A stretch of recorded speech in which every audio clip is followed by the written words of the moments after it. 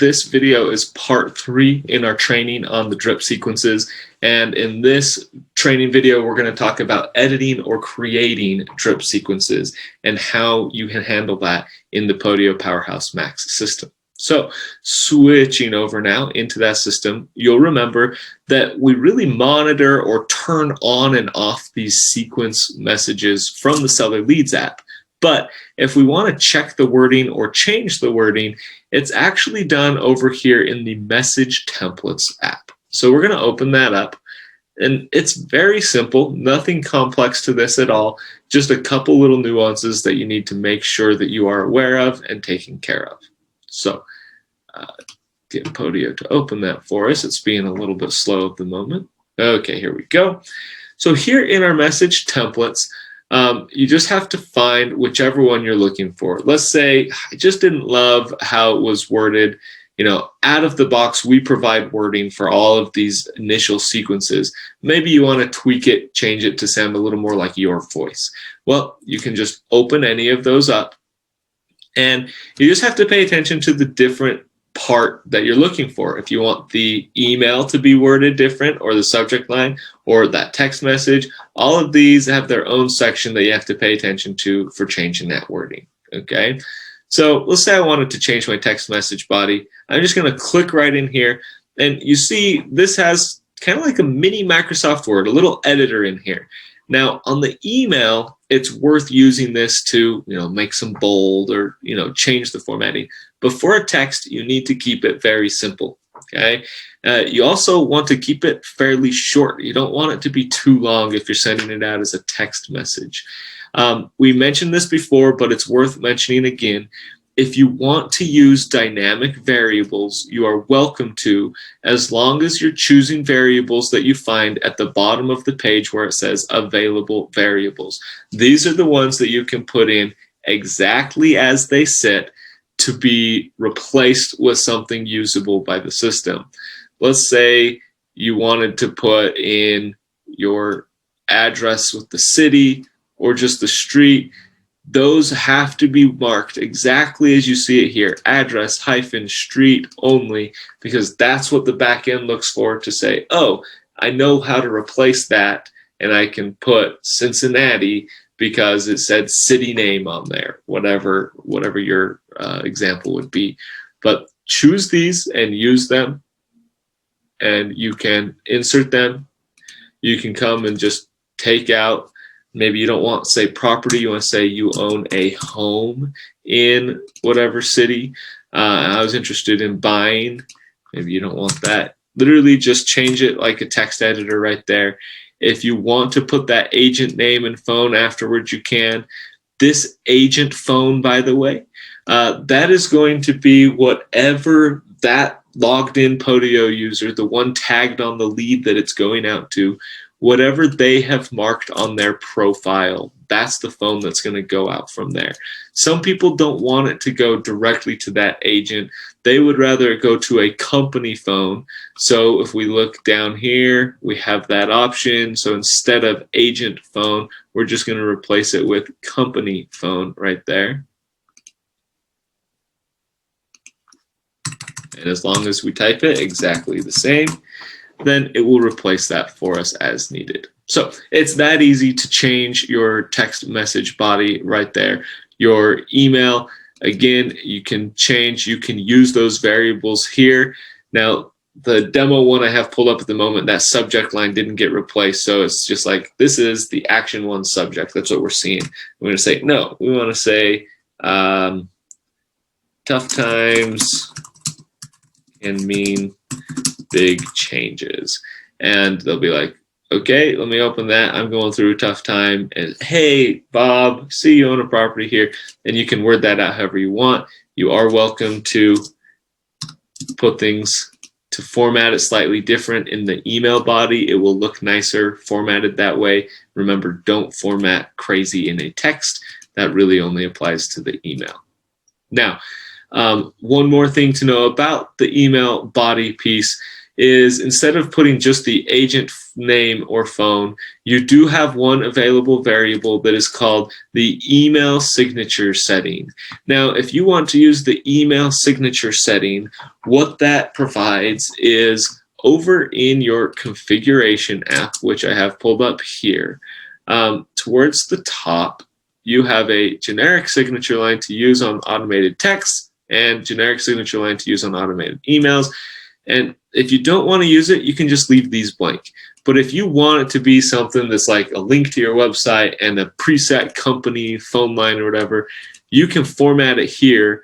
And then if you just drop that email signature setting into your template for the body of the email,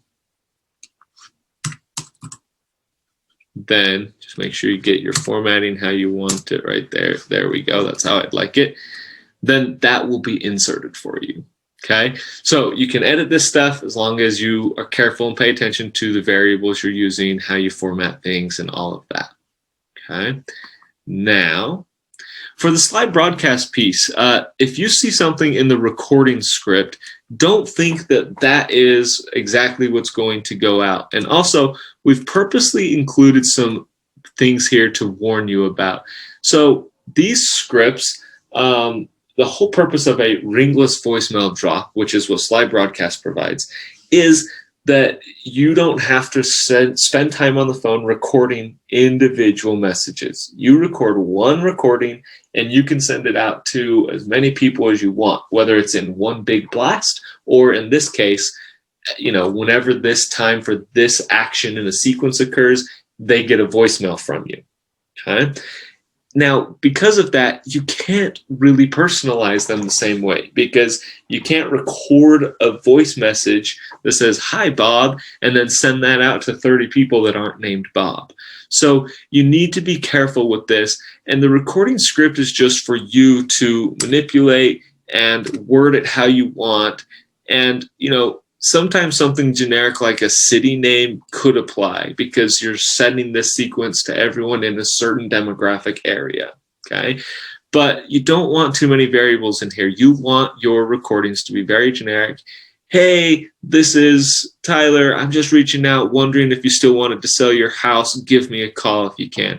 Something that applies to anybody on your list, okay? Now, just because the script is typed here doesn't mean that's actually going to go out. You have to open the system of Slide Broadcast. You have to log in. You have to have credits in that account, which do cost separate. And you have to upload or record your message in their system directly, at which time you give it a title. You name that file in Slide Broadcast. Once you've done that, you then come back here and you put that in there. So maybe over there you named it Divorce Action 1 because that's the step we're on here. Whatever you named it, you would type as your message ID. Pay attention that this must match with the Slide Broadcast system because then what happens is whenever your lead hits this point of a sequence, it says, "Oh, there's something to do for Sly. Let me go over, connect to their API, find the message with that, and drop this phone number as the one I'm sending it to." Okay. And you also have the option to put a unique callback number on here. If you leave this blank, it is going to default over on your configuration page to the company main phone line. So that's where they're going to get the voicemail from. That's what they'll see on their caller ID. Okay. But if you want to put something custom there, you can put it here as well. So just be aware of that. And the other thing you need if you decide to integrate and use these Slide Broadcast messages for a sequence is also on the configuration app. You're going to have to come and in additional settings, there is a spot for your Slide Broadcast username and your Slide Broadcast password. Those have to be typed in here accurately or else it's not going to be able to send the recorded voicemail. Okay, so you have to provide that, and then you have to provide a matching ID here. And then when this step happens, when a lead gets to this step of a sequence, it'll say, "Okay, it's time to do it." It'll go send that out. Remember, you do have to have the credits paid for in Slide Broadcast if we're asking them to deliver a ringless voicemail for us. If your credits get down to 0 over there, then it's going to try, but it's going to fail, and that portion of this action won't happen. Your text will still go out, or your email will still go out, but the Slide Broadcast will only go out if you have those settings correct. Okay. Lastly, we have a task section. So if you want to come and say, make a call, then you would just type that, or whatever task title you want. And what's going to happen is when a lead gets to this and they see, oh, for this step of the sequence, we need to do this task. It's then going to go create a task and assign it to whoever the assigned agent is on that lead with a task under that name. Okay, so use this to edit, make your templates, select whichever ones you end up doing. You can see that it could be all of them, or it could be just one of them. However you want to set that up, that's up to you. And then just always confirm that you have this chain connected at the bottom. Okay, you have to finish these other things. How many days do you want to wait? Just keep it 7 days, or we'll give them a break. This one, we're going to give them 25 days before we send the next message. And the next message is going to be action 2. As long as you have it connected together there and you know that this step, action 1, chains up and 25 days later goes to action 2, you're able to manipulate this and customize it however much you want to keep that rolling. Okay, so that is what you need to know, or how you set up or edit your message templates. Let's just talk briefly. If you wanted to create your own or a new drip campaign altogether, well, to do that, we're going to go to our drip sequence tracker. And when we get here, we're just going to check, make sure that our campaign, our new one, is going to be different than anything we have there. I know a common one that people start to set up is their ghost campaign, where we have not been able to find this person. They've been evading us. It's not even a cold lead, like they talked to us a little bit and then went cold. It's like these are just, we have never reached them. So you may say, yeah, I want to build something like that with special wording about, hey, you're a hard person to get a hold of. I wish I could reach you about this property. Okay, so we're going to come and add a new drip sequence tracker. We'll title it our ghost campaign. Then notice, after creating your title, hit save, then choose an item as the first drip message on this page and follow that link to create your sequence. So what that means is there's nothing else for you to even put on this page at this point. You're just going to hit save. We've created our ghost campaign and set it up with that title. Now, I need to come and say, where does this begin? What is the very first message of this? And if you click right here, you definitely don't want to pick something that is one of the templates for your other campaigns. Okay, that is not going to help you. But you can always type in blank, and if you either create a new item, or there's some flows that every time you create one, there's going to be more blank templates in there. But we'll just create this one here to start, okay? And we're going to title this one, so this will be our Ghost Action 1. This should be part of our Ghost campaign.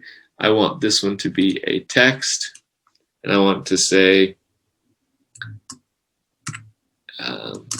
it's not easy to reach you. I'd like to talk about buying your home. Remember, you can use the variables if you want. I'm just going to keep it simple for our example right now. I could do other ones, but for right now, we're just going to go and hit save. And as we save this one, it brings us back to our drip sequence tracker. So it's loaded here now. Okay, our first one under that is going to be action 1. And now we need to go and start filling out the subsequent steps. So I'm going to click over to that Ghost Action 1. We can see it now with that format. It's not easy to reach you. If I wanted my variables, I could grab some of these and insert them. Okay, but I've got to finish this section. I'm going to say, I'm going to just do it 3 days later. I'm going to go to a next one. And again, to make it easy, in our demo one, it doesn't seem that it did it right now. Let me pause and check one thing. We should see one here that is called a blank template. So let me just pause real quick and look for that. Okay, we got that set here. This is what you're going to see on yours. As you're building your own, you'll choose a next item, and you should always have an option there for a blank template that you'll click on. Say, okay, now I need to go fill out that template. This is now going to be titled Ghost Action 2. This is going to belong to my Ghost campaign. This one is also going to be a text, blah, blah, blah. You fill out, use the variables carefully if you would like to. Then we come down here, we're going to say, all right, 15 days after that, I'd like to do my next one. Again, just choose one of these blank templates. It doesn't matter which blank template, you'll just choose it there. And then you'll click through and say, okay, this is now Ghost Action 3. This belongs to my Ghost campaign, whatever this one's going to be, a slide broadcast voicemail. So I'll make sure I type out my script just to have it prepared. I do have to open slide broadcast, record it there, come put the message ID in here, and then I'll say, okay, after that, we're going to wait a while. We're actually going to wait for 30 days after that one, and we're going to go on to the next one, etc., etc. That will continue. You'll just choose blank template, and you can make that chain as long as you want, okay? You can just continue it on and have 50 actions, 100 actions, or you might only do 10 actions and then do what we did in another training video where we talked about looping it back to the first one. So you have 10 actions that happen, but at the end of that action, it goes back to step one and just keeps doing those 10 actions spaced out. That's up to you. If you leave this blank, just remember that once we finish this action, there's nothing that's happening next. It will be done. It will be finished at this one if I do not put in a next step, okay? But it really is just that easy. And if we go back now and we open that drip sequence tracker, it's going to give us a quick summary. If we look at the new one we built of our Ghost campaign, based on what we put in or the rules we gave this one, there are 3 messages. Total of 48 days is how they're spaced out, and currently 0 leads are using that template. But as I add leads, that will start to track it there. This just helps me understand what to expect or what to know on that campaign. And if I ever needed to go through, I can see all the templates connected to that campaign. But the best way is to say what's first and just chain them together. Okay, so it's that easy to edit or create your own drip sequences using the Podio Powerhouse Max system. We're excited for you to give it a try. Let us know if you run into any issues or have questions on those pieces.